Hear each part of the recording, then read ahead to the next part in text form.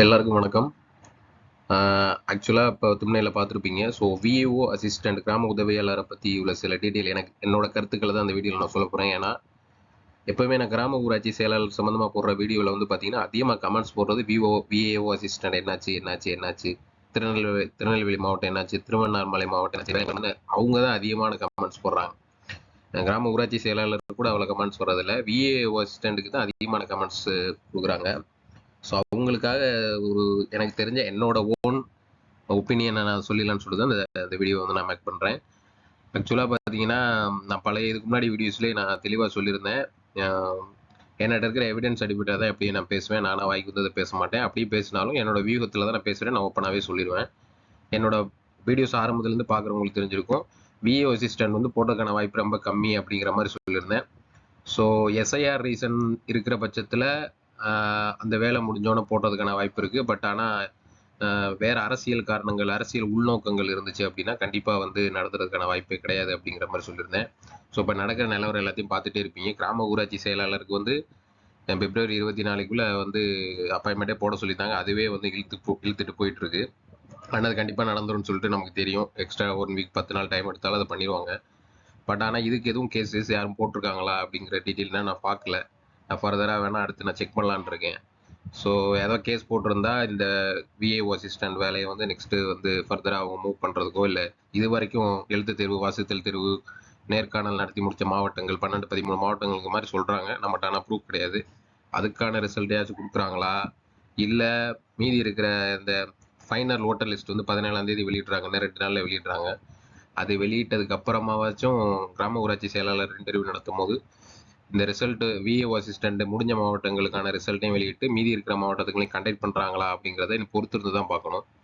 So இவங்க வந்து கோர்ட்டில் ஆல்ரெடி சொன்ன ஸ்டேட்மெண்ட்டே வந்து பார்த்தீங்கன்னா எலெக்ஷன்லாம் முடிஞ்ச 3 மாதம் 4 8 வாரத்துக்கு அப்புறம் தான் அதை நடத்துகிற ஐடியாலே அவங்க இருந்திருக்காங்க. நமக்கு தெளிவாக தெரிய வந்துச்சு.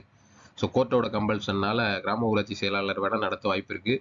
விஏஓ அசிஸ்டண்ட் வந்து ஒரு இறக்க மனப்பான்மையில் இல்லை அவங்க மைண்ட் சேஞ்ச் ஆகி, இல்லை ஏதாவது அது வந்து அதை வச்சு ஒரு அரசியல் ஆதாயம் தேடுறதுக்காக பண்ணுறதுக்கான வாய்ப்புகளும் இருக்குது. இல்லைன்னு உறுதியாகவும் சொல்லிட முடியாது. ஏன்னா இப்போ ரீசெண்டாக தான் பார்த்துருப்பீங்க, 5000 மகளிர் உரிமை தொகை 1000 வாங்கிட்டு வந்தவங்களுக்கு கூட 5000 போயிருந்திருக்கும்.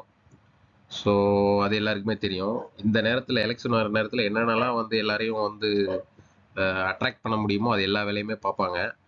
ஆனால் அந்த வேலைகளில் மட்டும், கவர்மெண்ட் வேலைகளில் மட்டும் ஏன் இந்த மாதிரி நடந்துச்சு அப்படின்னு சொல்லிட்டு தெரியல. ஸோ மக்களை அட்ராக்ட் பண்ணி ஓட்டு வாங்குறதுல காட்டுற ஆர்வத்தை வந்து கொஞ்சம் இந்த வேலைகள், கவர்மெண்ட் வேலைகள் இன்டர்வியூ நடத்தி முடிச்சு வேலைக்கு போகிறதுலேயும் கொஞ்சம் அவங்க ஆர்வத்தை செலுத்தினாங்கன்னா கொஞ்சம் நல்லா இருக்கும் அப்படிங்கிறதான் எல்லாரோட எதிர்பார்ப்புமே. ஸோ பாப்பா பொறுத்திருந்து என்னதான் நடக்குது அப்படின்னு சொல்லிட்டு. ஸோ நான் என்ன சொல்ல வரேன் அப்படின்னா, விஏஓ அசிஸ்டன்ட் அப்ளை பண்ணியிருக்கிறவங்க, இன்டர்வியூ முடிச்சவங்க எல்லாரோட உங்களோட ஃபீலிங்ஸ் புரியுது. ஒரு வேலைக்கு வந்து நீங்கள் எதிர்பார்த்து இருந்தீங்க அப்படின்னா அது ஒவ்வொருத்தவங்களுக்கும் ஒவ்வொரு சூழ்நிலை அடிப்படையில் அது ரொம்ப கம்பல்சரியாகவும் தேவைப்பட்டிருக்கலாம். எனக்கு இந்த வேலையை விட்டு வேறு வாய்ப்பே கிடையாது அப்படிங்கிற மாதிரி தேவைப்பட்டிருக்கலாம். ரொம்ப முழுசாகவும் நீங்கள் நம்பிக்கிட்டு இருந்திருந்திருக்கலாம். ஸோ அந்த மாதிரி உங்கள் மனதளவில் என்னால் புரிஞ்சுக்க முடியுது. ஸோ எதிர்பார்ப்பு நீங்கள் அதிகமாக படுத்த தான் இந்த மாதிரி அடுத்தடுத்த ஃபெயிலியர்ஸ், அதாவது ஃபெயிலியர் மீன்ஸ் இந்த நாள் தள்ளி போகிற அந்த ஃபெயிலியர்ஸை சொல்கிறேன், அது வந்து உங்கள் மனசளவில் ரொம்ப வந்து பாதிப்புகள் உண்டாக்கும். ஸோ அதனால் நீங்கள் அடுத்த கட்ட நடவடிக்கையை நோக்கி போயிட்டு வேறு ஏதாவது எக்ஸாம்ஸ்க்கோ, இல்லை வேறு ஏதாவது இன்டர்வியூக்கு, ப்ரைவேட் ஜாப்புக்கோ, வேறு எதுக்கோ ட்ரை பண்ணிவிட்டு இது வரட்டும் வராட்டா போகட்டும் அப்படிங்கிற மைண்ட் செட்டில் விட்டுருங்க. நான் என்ன சொல்ல விஏஓ அசிஸ்டண்ட்டுக்கு சொல்கிறேன், சரிங்களா?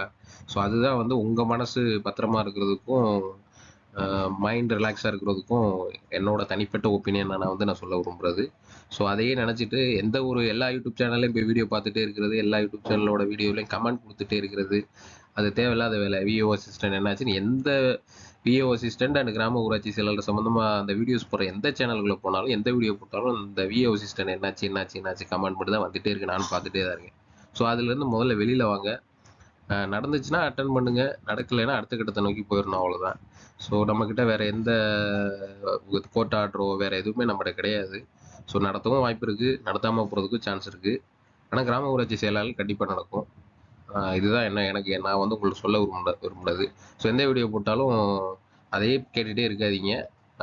அதுலேருந்து கொஞ்சம் வெளியில் வாங்க, அதுதான் உங்களுக்கு நல்லது. So thank you. So thanks for watching. Please subscribe our channel. Thank you for your support. Keep support.